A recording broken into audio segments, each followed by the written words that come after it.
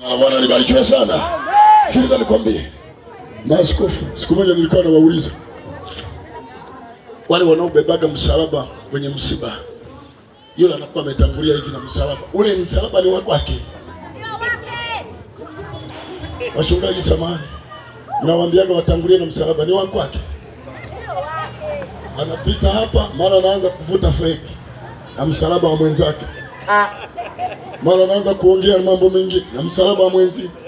Haya, kaacha kwenda kaburini, kazungukia huko. Mwenye msalaba alikwambia anapita huko. Bwana Yesu asifiwe sana. Bwana Yesu asifiwe sana. Nisikilize vizuri. Maandiko kwenye kitabu cha Luka Mtakatifu sura ya 23 mstari wa 26, maandiko yanasema wakamkamata yule Simoni Mkirene, wakamlazimisha ubebe msalaba wa Yesu, halafu amfuate nyuma yake. Wakati ameubeba msalaba, anakuwa yuko nyuma ya Yesu. Ukiubeba msalaba ukakaa nyuma ya Yesu, utatembea sawa sawa, hautakosea, hautakosea. Nisikilize nikuambie, Yesu aliposema watu waubebe msalaba, wengine wanakosea. Wanapobeba msalaba, anataka atangulie mbele ya Yesu. Ndio hao wanapitana kwenye mchepuko, ndio hao wanapitana kwenye bia, ndio hao wanapitana kwenye umalaya, ndio hao wanapitana kwenye bange, ndio hao wanapitana kilabuni, kwa sababu yuko mbele ya Yesu. Sikiliza nikuambie, ukiubeba msalaba, tembea nyuma ya Yesu, kanyaga hatua za Yesu, kanyaga kwenye hatua za Yesu, tembea nyuma ya Yesu. Maandiko yanasema mtu yeyote akitaka kunifuata auchukue msalaba wake anifuate.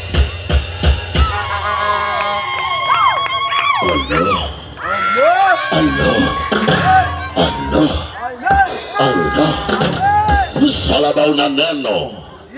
Msalaba una neno. Sio kwa jina la Baba na Mwana na Roho. Acha wewe. Msalaba una neno.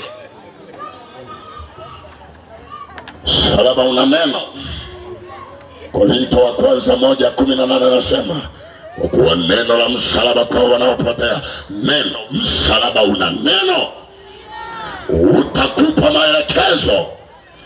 Utakupa maelekezo ili uwe mcha Mungu. Usikilize msalaba. Msalaba una neno. Bwana Yesu asifiwe. Bwana Yesu asifiwe. Msalaba una maelekezo. Na damu ya Yesu ina neno. Punga mkono namna hii. Na damu ya Yesu ina neno. Jina la Bwana libarikiwe sana. Waebrania 12 mstari wa 24, maandiko yanasema na Yesu mjumbe wa agano jipya na damu ya kunyunyizwa inenayo mema kuliko ya Habeli wamekutamkia mabaya. Ikija damu ya Yesu inafuta, inatamka mema. Wamesema hautafanikiwa. Ikija damu ya Yesu inafuta, inatamka mema. Walisema hautafaulu masomo. Ikija damu ya Yesu inafuta, inatamka mema. Walisema ndoa yako itakufa. Ikija damu ya Yesu inafuta, inatamka mema. Na damu ya kunyunyizwa inenayo mema kuliko ya Habeli. Pigia Yesu makofi. Bwana Yesu asifiwe. Bwana Yesu asifiwe. Damu hii ninayotangaza habari zake leo, ukimpokea Yesu hapa, kuanzia leo inaanza kuwarudisha rivers. Waliokologa wanaanza kurudi nyuma. Majini yanaanza kurudi nyuma. Mapepo yanaanza kurudi nyuma. Falme zinaanza kurudi nyuma. Damu ya Yesu inaanza kutamka mema. Ikija inakagua, inasema watoto wako walitamkia hawatasoma, inafuta yale maneno, inasema watasoma. Ulitamkia hautazaa, ikija inafuta yale maneno, inatamka utazaa. Ulitamkia hautafanikiwa, ikija inafuta yale maneno, inasema utafanikiwa.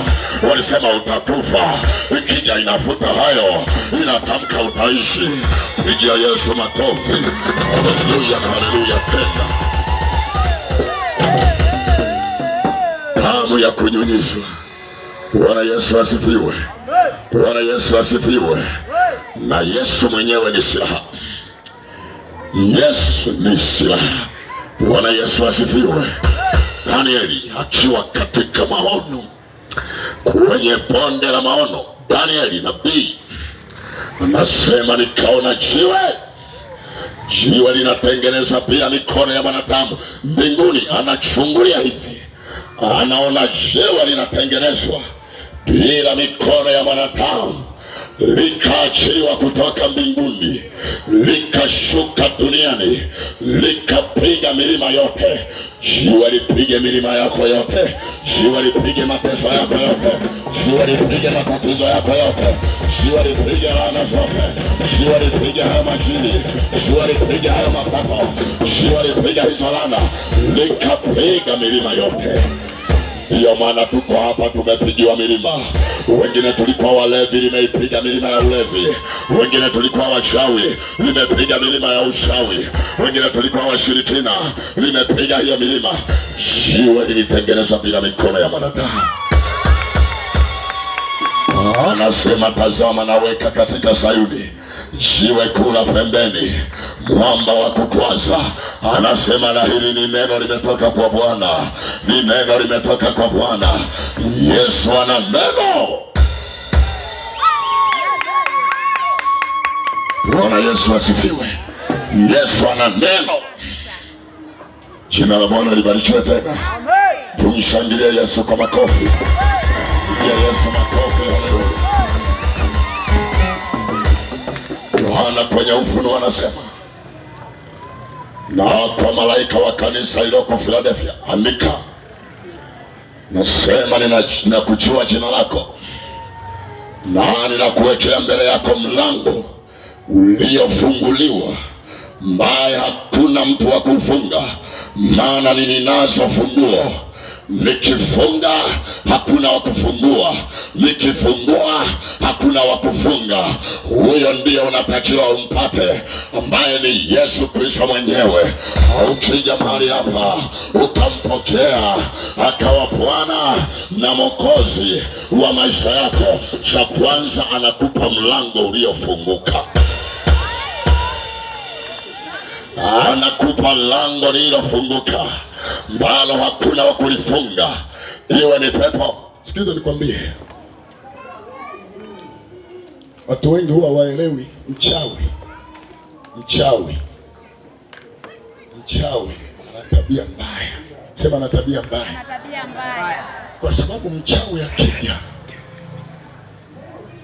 Kiswahili kinachotumika tunasema anakufanyizia. Hebu sema anakufanyizia. Nasikia Waswahili, anakufanyizia. Sawa mchungaji Stella? Anakufanyizia, yaani hamjapatana naye, hamkupatana leo atakuja kwako, lakini anakuja akulishe. Mwaka mmoja nilikuwa Zanzibar kwenye mkutano, nasikiliza redio moja inaitwa Praise the Power.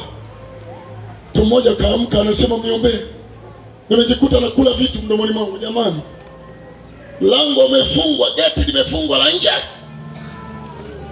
na mlango wa sebuleni umefungwa, wa chumbani umefungwa, kwenye master umefungwa, milango minne. Wahuni wameingia ndani na wanamlisha vinyesi.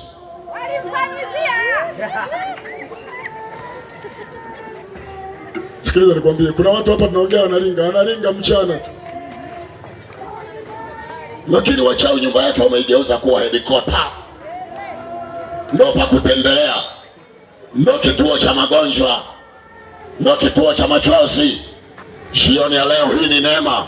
Hao watu wahubiri wamekuja hapa, yawezekana ni kwa ajili yako mama, yawezekana ni kwa ajili yako dada, yawezekana ni kwa ajili yako kaka. Changamka, uchangamkie hii fursa.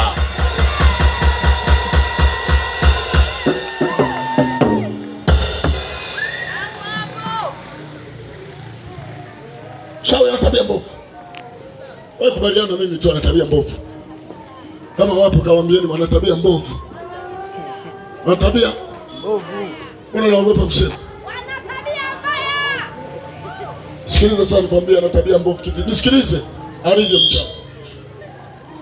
Wakati umelala, hakuna mtu analala na suti. Hebu niambie na wachungaji, tunalala na suti? Nyinyi mnalala na hizo gauni? Wakati umeingia pale, umeenda kulala, unatundika nguo pale kwenye nini, unatundika kila kitu, unatundika, unajaribisha na kupiga sarakasi, yuko pale anakuangalia.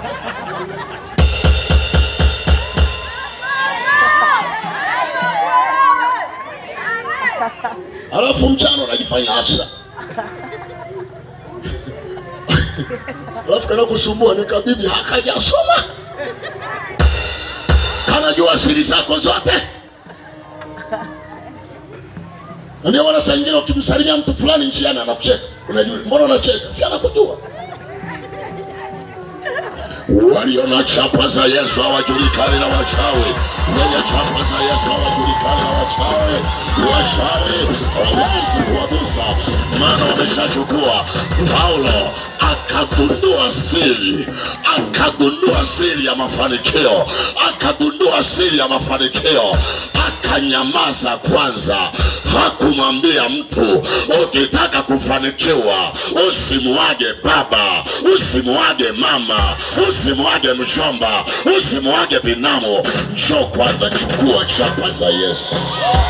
Pia mchungaji nautaka msalaba, mchungaji naitaka damu ya Yesu, mchungaji nataka neno la Bwana, mchungaji nataka Roho Mtakatifu, mchungaji nataka Injili, mchungaji nataka neno, mchungaji nataka utakaso, mchungaji nataka nibatize. Ukikamilika pita mbele yao nasema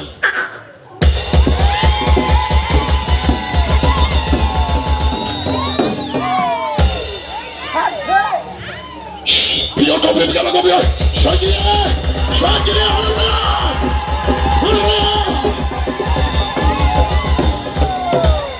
Amen. Yaani unalinga umebinua vidole hivi. Unailiza alafu amekufungia mavi hapo hapo. Unalingia nini wewe? Acha wenye Yesu walinge wewe.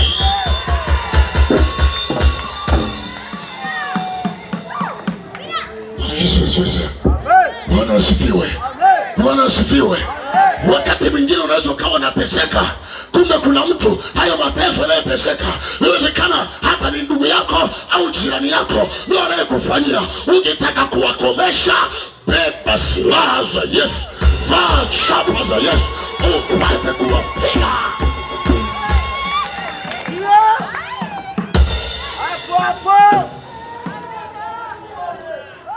Yesu asifiwe. Bwana Yesu asifiwe. Mtu mmoja akaniambia kule Nyasa, akasema mtumishi wa Mungu, mimi sije kumwacha Yesu. Nikasema mimi na mume wangu ni wafanyakazi. Huyu mmoja ni afisa mtendaji, ni mtu mkubwa serikalini, naye anafanya kazi, lakini anasema mwaka leo karibia miaka 20 hatujawahi jenga hata kibanda.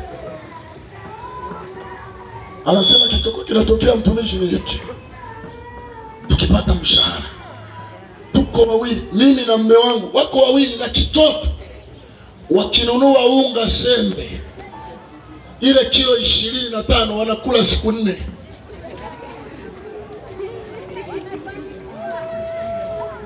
Kama una akili si unajua hapa kuna jambo hivi. Kama una akili si unaelewa hapa kuna jambo. Jamani, mwenye akili si unaelewa. Eti rafiki, si unajua kuna jambo. Alafu bado umekomaa tu, unaenda kununua na mwingine. Halafu anasema nilichokuwa na shangaa, tukichelewa kupika naona majirani wanatuliza, mama nani hamjapika? Najiuliza, hatujapika sisi, wana mahusiano gani na ugali wetu? Kumbe wale hawapiki, wanasubiri upike. Ukishaivisha wanajigeuza na kuwa tupanya, tuinzi, tusisimizi. Wewe unajua visisimizi kuna majitu yanamanga pale. Alafu kiambia katakuwa mimi, wewe ndio. Na sisi wenyewe tulikuwa tunajiona wajanja, kumbe tukajigundua hatakuwa na ujanja wote. Ujanja kilo 25 mnakula siku 4. Ndio mjanja. Wewe pamoja na elimu yako bure kabisa. Amen. Haleluya. Anasema mara kipasuke nini, mara hivi. Kumbe kinachotokea ni hiki. Nisikilize sasa ninavyofanyika. Nisikilize. Uko tayari kusikiliza? Amen. Sijaanza jana. Nisikilize kwa makini. Nikianza tu shuhuda hapa mwezi mzima. Unanisikia? Kinachofanyika ni hiki. Wakati mama anabandika kisufuria cha kilo 1, sasa anasema si mimi na watoto, wakati tunabandika kisufuria cha kilo 1 sio? Ni sufuria la kilo 20. Ndio utaijua hii dunia. Sufuria la kilo 20 jikoni, wakati baba anaenda kununua nyama nusu kilo au robo kilo 4. Kilo 4 unazinunua mwenyewe na unalipia, na viungo unanunua, na mnapika kwenye masufuria makubwa, na wahuni wanakula. Damu sasa linavaa chapa za Yesu. Njoo uvae chapa za Yesu. Njoo uvae chapa za Yesu. Njoo uvae chapa za Yesu. Wanadamu wasikucheze, wanadamu wasikuone.